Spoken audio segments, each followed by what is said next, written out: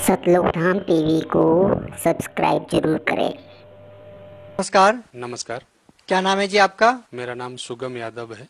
सुगम यादव जी, कहाँ से आए आप? मैं गांधीधाम गुजरात से आया हूँ। बेसिकली मैं एमपी का रहने वाला हूँ। डिस्ट्रिक्ट भिंड, ग्राम रमा, तहसील अटेर, थाना सरोपरा, जिला भिंड से रहता हूँ।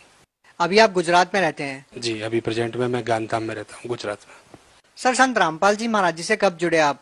मैं संत रामपाल जी महाराज से 3/12/2008 में जुड़ा था, पहली बार। सर, संत रामपाल जी महाराज जी से नाम दीक्षा लेने से पहले आप क्या भक्ति साधनाएं करते थे? मैं कोई ऐसी खास भक्ति नहीं करता था, जो जैसा रेगुलर है वैसे ही करता था। लेकिन मैं ऐसे चलता था जिंदगी, कुछ मालूम नहीं था भक्ति का सही से क्या होता है और क्या होता है। मैं तो कमाता खाता था और मौज करता था, खा के पी के, दारू दक्कड़ पी के बहुत जलसे करता था। सर, संत रामपाल जी महाराज जी की शरण में कैसे आना हुआ? संत रामपाल जी महाराज में शरण में आने का एक बहुत बड़ा कारण है कि मैं बहुत ज्यादा दारू पीता था और दारू के धंधे करता था। उस पीरियड में मैं कुछ धंधे भी, सिविल लाइन का, कंस्ट्रक्शन का बिजनेस करता था, जिसमें मुझे बहुत बड़ा एक नुकसान हुआ था। नुकसान कुछ इस प्रकार हुआ था कि मैं ऐसी कंडीशन पे आ गया कि तो रोड पे था, जिसमें मेरे कोई परिवार, भाई बंधु, कोई भी मेरे को एक 5 रुपए का सपोर्ट करने की कंडीशन नहीं थी। और उस पीरियड में मेरे को लोग देख लेते थे तो साइड निकल जाते थे कि भाई ये पैसे मांगेगा या इसके पास पैसा नहीं है, इसके लोग कर्जा मांग रहे हैं। ये अहमदाबाद में जब मैं काम करता था, ये 2006 की बात बता रहा हूँ, 2006 से 7 के बीच में यहाँ रहा और थोड़ा मैंने अपना कंडीशन सुधारा, लेकिन सही सुधरा नहीं। उस पीरियड में मैं दारू पी के इधर घूमता था, लेकिन लोग बोलते थे वो मंदिर जा, मस्जिद जा, ऐसा कर वैसा कर, लेकिन मैं कहीं ऐसे जाता भी था, लेकिन कुछ खास मेरे को समझ में नहीं आया। उस पीरियड में एक हमारे श्याम सिंह भगत जी थे, जिनको मैं, भगत तो उस पीरियड में जानता ही नहीं था भगत क्या शब्द होता है। वो मेरे को चांदोड़िया ब्रिज के नीचे अहमदाबाद में मिले, तो उन्होंने बोला भाई तुम कैसे हो, ठीक ठाक हो? मैंने बोला हाँ ठीक है। मेरे एक दोस्त और उनके साथ थे, तो उन्होंने बोला क्या करते हो? मैंने बोला कुछ नहीं, आजकल ऐसी तकलीफ चल रही है।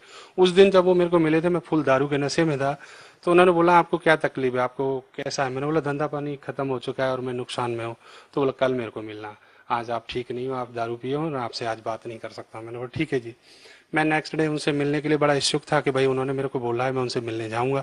मैं उनको मिलने के लिए सुबह गया, तो उन्होंने मेरे उस पीरियड में मेरे से ज्यादा बात ना करते हुए गहरी नजर गीता दी और बोला कि इसको आप पढ़ना और पढ़ के आपको जो समझ में आया उसका मेरे को बताना कि आपको क्या अच्छा लगा और क्या बुरा लगा। मैंने कहा ठीक है जी। मैं वो बुक लेके आया जी, मैं घर पे रख ली और वो उसको पढ़ना चालू किया। पढ़ते पढ़ते उस बुक में मेरे को जब सृष्टि रचना पड़ी, तो मेरे दिमाग में बहुत बड़ा टेंशन हो गया कि यार ये कौन से ऐसा संत होते हैं जो इस तरीके की वातावरण है, आप ये ब्रह्मा विष्णु महेश ये सब। मैं तो उस पीरियड में हनुमान जी की पूजा भी करता था कि मेरे को ऐसे लगता है, मुझे भूत बहुत परेशान करते थे। भूतों की पूजा के चक्कर में, भूतों के डर की वजह से मैं हनुमान जी की पूजा करता था। तो मैं जानता था हनुमान से सर्वश्रेष्ठ है, उनसे बड़ा कोई है ही नहीं। लेकिन उस पीरियड में जो चीज बनी वो समझ में आई, तो उन्होंने मेरे को बोला कि हम एक दीपक जलाते हैं, और उसमें गहरी नजर गीता में दीपक भी गुरुजी के आगे रखा था, संत रामपाल जी महाराज के आगे। तो मैं वो दीपक जलाने लगा घर में। मैंने सारे अगरबत्ती मैं बहुत सारी लगाता था, वो बंद कर दी, वो दीपक जलाने लगा। मेरे धीरे धीरे जो कंडीशन थे वो बहुत अच्छे होने लगे।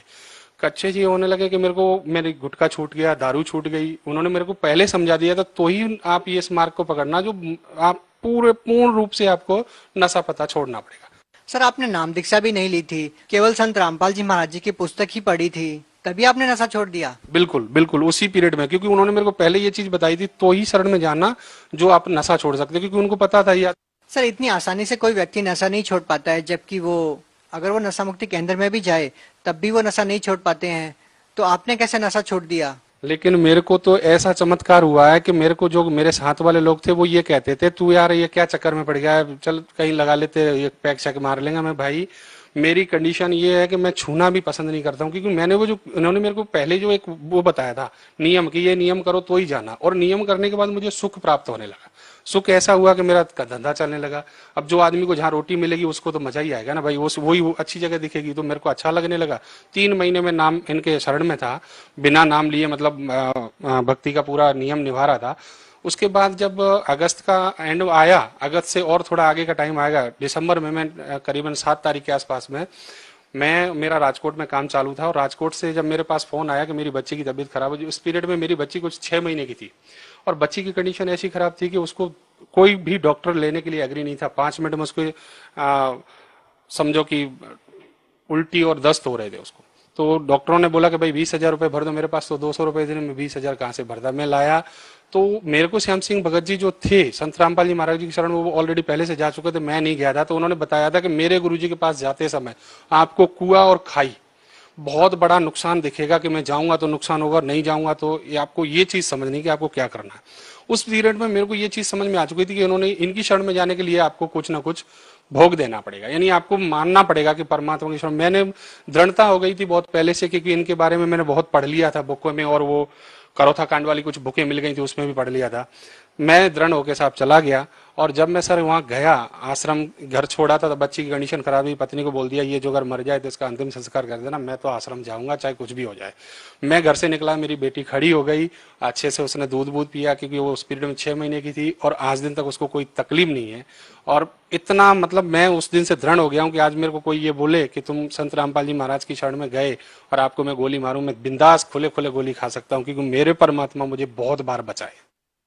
सर, आपको संत रामपाल जी महाराज जी से नाम दीक्षा लेने के बाद क्या लाभ मिले? नाम दीक्षा लेने के बाद जो फर्स्ट वाला मैं आपको बताऊं, तो मेरी पत्नी 2011 में जब मैं यहाँ से शिफ्ट हो गया था कच्छ में, और मैं गांधीधाम गुजरात में भी प्रेजेंट में रह रहा हूँ, वहां मेरी पत्नी का देहांत हो गया था 2011 में 17 तारीख के आसपास, 17 नवंबर की बात है। क्या आपकी पत्नी ने नाम दीक्षा ले रखी थी? नहीं, मेरी पत्नी उस पीरियड में नाम दीक्षा नहीं ले रखी थी, और ये बोलती थी कि तुम किस संत के चक्कर में पड़ गए, तुमने सब कुछ छोड़ दिया है, किसी की 13वीं नहीं जाते हो, किसी के कोई भी विवाह शादी ढोंग ड्रामा सब कुछ छोड़ दिया, क्योंकि मैं संत जैसा जीवन जीने लगा था। और उसको ये चीज, उसको पड़ोसी प्रॉब्लम दे रहे कि तेरा पति है ना थोड़े दिन बाद संत हो जाएगा, कोई बोलता कुछ हो जाएगा, तो वो टेंशन में थी। तो उसका उस दिन देहांत हो गया, डॉक्टर ने उसके ऊपर चादर डाल दी। तो मेरे को कुछ चीजें ऐसी थी जो पहले से पता चलता कि मेरे साथ ऐसा होने वाला है, मेरे को आज भी पता चलता है। जब ये चीज हुई तो मैं बड़ा आश्चर्य से बैठा था। मैंने बोला परमात्मा, आपने तो ये बोला था बेटा मेरी शरण में आने के बाद कोई दर्द नहीं होगा, कोई पीड़ा नहीं होगी, फिर ऐसा क्यों हो रहा? 11:30 से 12 मिनट हो चुके थे, मैं घड़ी की तरफ देख रहा था, और मेरे को ऐसा पूर्ण विश्वास था कि मेरे संत रामपाल जी महाराज हैं जो परमात्मा हैं, जिन्होंने मेरे को, मेरे जैसे कुत्ते को सुधार दिया है, तो भगवान कुछ भी कर सकता है। परमात्मा ने 14.5 मिनट के ऊपर कुछ सुई गई थी, मैं और बड़ी ये देख रहा था कि इसको परमात्मा क्या करेंगे। उस पीरियड में इसकी चद्दर हिली, पेट की तरफ थोड़ी श्वास आई, और डॉक्टर कागज बनाने की तैयारी कर रहा था, मेरे से बोला था कि आप ये कागज आ जाओ नीचे, कुछ साइन करना है। मेरे साथ एक मेरे दोस्त थे जो राम कुमार पंडित जी करके थे, वो बैठे थे, तो वो उनको पता लगा क्या हुआ शुभम। मैंने बोला यार कुछ नहीं हुआ है।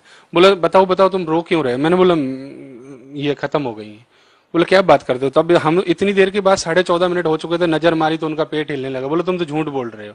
उन्होंने बोला तो अभी, और जैसे ही दोबारा श्वास आई, और भगतमती बहुत तेजी से, उस पीरियड में तो भगतमती नहीं थी, वो इतनी तेजी से एकदम रोने लगी। वाइफ है मेरी, जब इतनी जोर से रोने लगी कि ये बताओ कि हम तो आपके गुरुजी को गलत मानते थे, आपके गुरुजी ने मुझे वापस बोला मेरे बेटी तेरे अभी टाइम पीरियड तो पूरा हो चुका है, मेरी तरफ से तेरे को टाइम देता हूँ और भक्ति करना, अपना घर परिवार बसा के चलना। मैं उस दिन उसको, ये सब होने के बाद मैं बहुत खुश था कि परमात्मा ने मेरी बहुत बड़ी लाज रख ली। आज मेरी भक्ति में दया है मालिक ने। मैं दूसरे दिन ही आश्रम गया, और परमात्मा नामदान वो आशीर्वाद दे रहे थे सबको, गुरुजी संत रामपाल जी महाराज मेरे आशीर्वाद दे रहे थे। तो उस पीरियड में हम लोग 15 जन के आगे हमारे गुरुजी चले गए थे संत रामपाल जी महाराज, और वो मैं रो रहा था, मेरे मुंह से आवाज नहीं निकल रही थी, क्योंकि मैं संत रामपाल जी महाराज के सामने जब भी जाता तो नतमस्तक होकर मैं तो रोता ही रहता था, मेरी आवाज नहीं निकलती थी। तो वो 10-12 भगत के वापस फिर रिटर्न आए, नाम मेरे ऊपर फिर से हाथ रखा, बोलो भगत रोना मत, अब तेरी भगतमती को कुछ नहीं होगा और कुछ भी नहीं बिगड़ेगा, बस भक्ति में ध्यान रखना। मेरे को ऐसे बोले संत रामपाल जी महाराज। सर फिर मैं तो बहुत बड़ा, मतलब आवाज तो नहीं निकल रही थी, इतना रोया था उस दिन से कि मेरे को ये चीज समझ में आ गई कि मेरे गुरुजी ने बहुत कुछ मेरे साथ अच्छा किया, बहुत अच्छा किया। और क्या लाभ मिले सर? उसके बाद ऐसी कंडीशन थी जो मैं यहाँ फाइनेंशियली बहुत ज्यादा प्रॉब्लम थी। अभी आज की तारीख में फाइनेंस में ऐसा है कि मैं यहाँ से कच्छ पहुंचा था 2011 से ही, मैं हर साल नई कार बदलता हूँ, मैं इतना सुख हूँ मैं बता नहीं सकता हूँ। मेरे पास एक 10 आने के लिए जो बंदा दुखी हुआ, जो उसके पास बहुत अच्छा बड़ा बिजनेस है, और एक जो बंदा अनपढ़ हो जिसको लोग इंजीनियर की डिग्री से देखते हो, ये भी कंडीशन है। मैं एक सिविल इंजीनियर बन गया हूँ और मैंने कभी स्कूल नहीं पढ़ा था, आज मैं डेफिनेटली एक इंजीनियर के वर्क पे पोस्ट पे काम कर रहा हूँ। मैं खुद के मकान बनाता हूँ, मैं खुद एक बिल्डर की कंडीशन में आ गया हूँ, बहुत पैसा कमा रहा हूँ, सब कुछ है, दया है मालिक की। और उसके बाद मेरे साथ एक दूसरी घटना हुई थी 2014 में, 24 अप्रैल के दिन मैं आश्रम से ही आ रहा था, संत रामपाल जी महाराज के आश्रम गया था, वहां से सत्संग सुन के मथुरा एक्सप्रेस, जमुना एक्सप्रेस जो है, मैं एमपी के लिए जा रहा था। मेरे पास स्कॉर्पियो थी, मेरी स्कॉर्पियो के पीछे का टायर फूट गया था और वो पलट गई थी। उसमें हम 9 जन थे, पूरी गाड़ी तहस नहस हो गई थी। हम 9 के 9 सत्संग चल रहा था गुरुजी का, क्योंकि मैं कोई भी भक्ति भाव दूसरे चीज सुनता नहीं हूँ, परमात्मा संत रामपाल जी के प्रवचनों के अलावा कुछ और चीज नहीं सुनता हूँ, मुझे कोई रुचि नहीं है, तो वही चल रहा था। पूरी गाड़ी तहस नहस हो गई थी और गाड़ी का इंजन कहीं अलग था। हम सारे के सारे 9 के 9 में किसी को एक रत्ती जो बोले ना, एक दाने भर किसी को चोट नहीं आई थी। सब बड़े एकदम खुश थे। लोग गाड़ी देख के लोग बोलते सब मर गए क्या। और बाजू में एक और एक्सीडेंट हुआ पड़ा था, आगरा की तरफ से गाड़ी आ रही थी, उसका डेड बॉडी पड़े थे, तो बोलते थे दोनों गाड़ी टकरा गई क्या। मेरी किसी को कुछ नहीं हुआ और आज दिन तक मुझे कोई तकलीफ नहीं है। सर और कोई लाभ बताना चाहेंगे? मेरे को एक दूसरा लाभ ये है कि आज मैं जो हूँ, जैसी भी कंडीशन में हूँ, वो बहुत बड़ी कंडीशन परमात्मा ने मेरी सही कर रखी है। मेरे पास बहुत कर्जा था, आज मेरे पास कोई 1 रुपए नहीं मांगता, मैं सबका दे चुका हूँ। और मेरा खुद का भी इतना अच्छी फाइनेंशियली हो गई, मैं कभी सोच भी नहीं सकता था मेरे जैसे। और मैं सब, दूसरी बात यह है कि मैं इतना बड़ा नशेलसी आदमी था, दारू के धंधे करने वाला, दारू बेचने वाला, दारू चलाने वाला, चंबल के बहड़ों में डकैतों के साथ घूमने वाला बंदा इस कंडीशन में आ जाएगा, ऐसे किसी ने सोचा नहीं था। आज मेरे परिवार, मेरा गाँव मेरे को जो उस पीरियड में देखते थे तो वो बोलते थे इससे दूर रहना, ये तो बहुत खतरनाक लड़का है। आज मैं समाज में जाता हूँ, लोग मुझे बहुत इज्जत से बुला के बिठाते हैं, बोलो भाई ये लड़का बहुत अच्छा है। अभी थोड़े दिन पहले की एक छोटी सी बात बताना चाहूंगा आपको कि मेरे पास गाड़ी नहीं थी, मेरी गाड़ी एक सीज हो गई थी जिसका इंजन, और मेरे को MP जाना था शादी में। मेरी पत्नी बोली कि मेरे को है ना गाड़ी के बिना नहीं जाना है क्योंकि हम लोगों का स्टेटस डाउन होगा। तो मैंने बोला देखो यार, अपन परमात्मा के भगत कैसे भी चल पड़ेंगे। बोले नहीं, आप परमात्मा से, संत रामपाल जी महाराज से अरदास लगा दी हमारे बच्चों ने और मिसेज ने, हमने सबने। मेरे को 3 दिन के अंदर मैंने नई शिफ्ट कार लेके तब मैं गांव गया। भगत समाज को क्या संदेश देना चाहेंगे? मैं भगत समाज को यही संदेश देना चाहूंगा। सबसे मेरा संदेश क्या है, मैं तो कुत्ता हूं परमात्मा का। मैं आप सबसे ये प्रार्थना करता हूं, देखो मेरे जैसा कुत्ता सुधर सकता है तो आप तो बहुत नेक आत्मा हो, बहुत प्रिय मित्र हो, बहुत अच्छे हो, आप सुधर सकते हो, आपको लाभ मिल सकता है। संत रामपाल जी महाराज की शरण में आओ। मेरे जैसे कुत्ते को इतना धन दे दिया भगवान ने, जो भीख मांगता था, भिखारी था, आज उसको इतने सुख कर दिए। हर 12 महीने में गाड़ी नई चेंज करता है, मन पड़े। मैं आज कुछ 2011 से लेकर अभी तक मैंने 24 गाड़ियां चेंज कर ली। इतना सुख मिल रहा है भगवान को, इससे ज्यादा क्या ले सकते। जो कुत्ते को दे दिया आप तो अनेक आत्मा, आपको सबको देगा भगवान। सर अभी तो संत रामपाल जी महाराज जी जेल में हैं, क्या अभी भी आपको वैसे ही सुख मिल रहे हैं और अभी भी आपका भाव उनके प्रति वैसा ही है? मैं तो डबल हो गया हूँ जी। संत रामपाल जी महाराज में जेल जाने से, जिन लोग कहते हैं जेल है उनके लिए होंगे, मेरे लिए जेल में नहीं है भगवान। मेरे लिए तो मेरी हर दुख में, हर पीड़ा में साथ खड़े रहते। जी धन्यवाद। सत साहिब।